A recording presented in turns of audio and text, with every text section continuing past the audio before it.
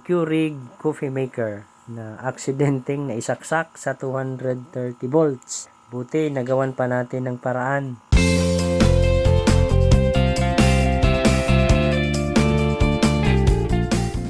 Magandang araw sa ating lahat, sa aking mga subscribers at mga manonood. Maraming salamat sa walang sawang pagsuporta sa aking channel. Ito, may gagawin tayo, isang coffee maker, Keurig ang tatak. Problema nito, naisaksak sa 230 volts. Dahil ito po ay 120 volts po lamang, sabi ng may-ari ay naisaksak niya sa 230 volts.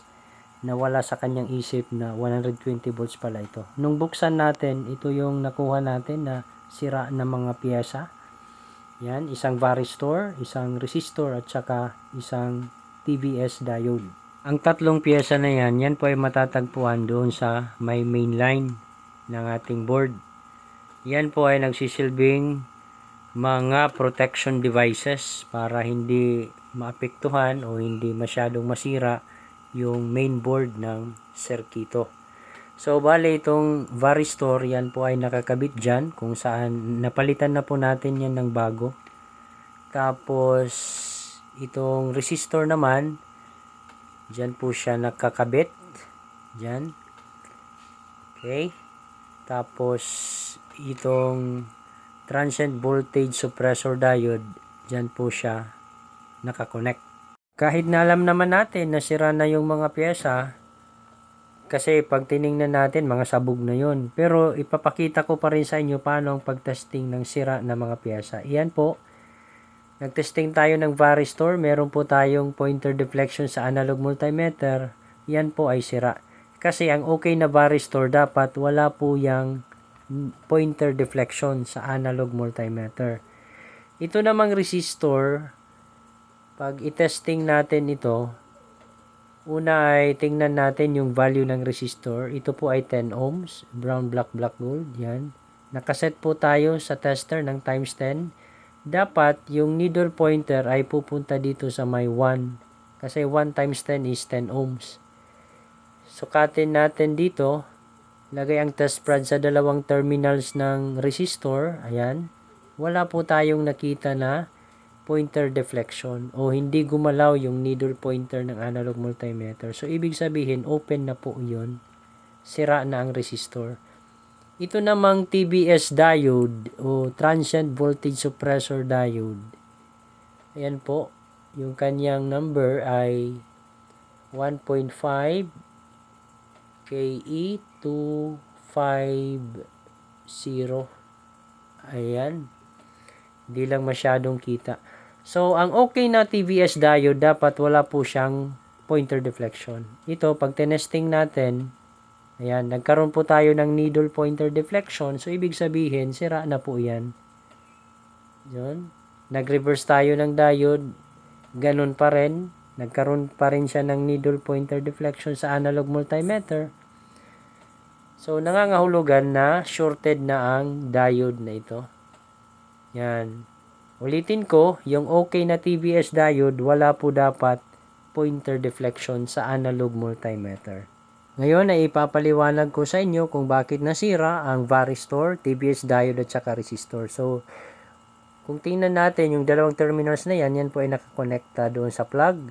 Tapos yung varistor, yan po ay nakaparallel sa main line, sa line 1 at saka line 2. Nang maisaksak sa 230 volts, lampas yun sa 150 volts na maximum voltage ng varistor, automatic short circuit si varistor. Nung mag short circuit, sumabog yung fuse dun sa ilalim. Yung ibang voltahe ay nagpunta dun sa TVS. Si TVS naman ay 214 volts lang yung kanyang maximum voltage. Since lampas sa 214 volts yung kanyang natanggap, automatic nag-short circuit siya. Nung mag-short circuit si TVS diode, syempre tataas yung current dito kay resistor at yun ang dahilan kung bakit na-open si resistor.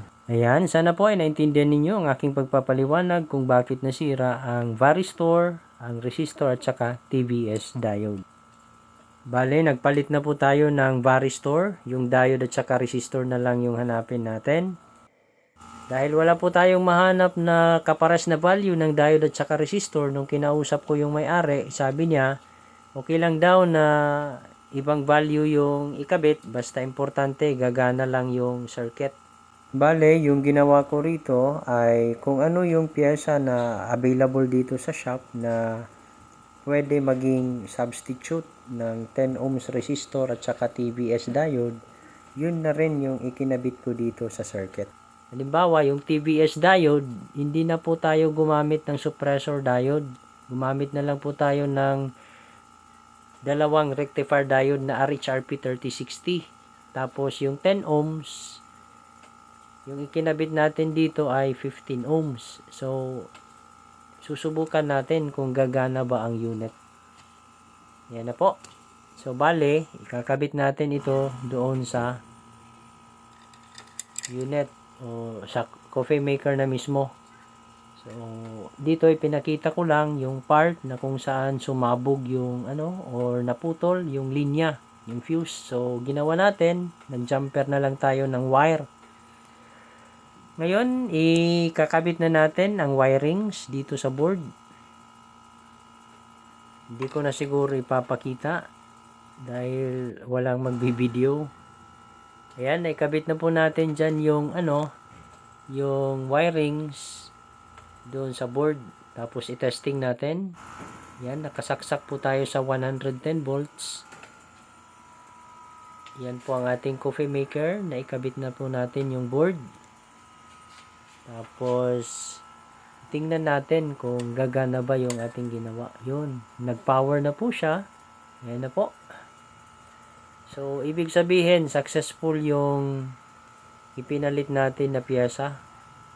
Kahit na hindi kaparehas yung value, okay pa rin. Napagana pa rin natin yung coffee maker. Sunod na gagawin natin dito ay i-reassemble lang po natin yung ibang parts ng coffee maker na ito. Pagkatapos po niyan ay mag-final testing tayo. Ayan na, naikabit na po natin lahat ng parts ng Keurig coffee maker. Ayan, i-plug in po natin siya sa 110 volts. Nilagyan ko na rin dyan ng label na 110 volts lang dapat. Ito isasaksak. Tapos yung sunod ay i-power on po natin yung supply dito sa coffee maker. Ayan na po, nag-power on na siya. Ibig sabihin po niyan ay na-repair na po natin itong Keurig coffee maker na aksidenteng na isaksak sa 230 volts. Buti nagawan pa natin ng paraan kahit walang available na kaparehas na piyesa. Hanggang dito na lang ang aking video tutorial, at kung may natutunan naman kayo, maaari po lamang ay mag-subscribe sa aking channel bilang suporta nyo na rin sa akin at para mas ganahan pa akong gumawa ng mga videos na katulad nito. Hanggang sa muli, maraming salamat po.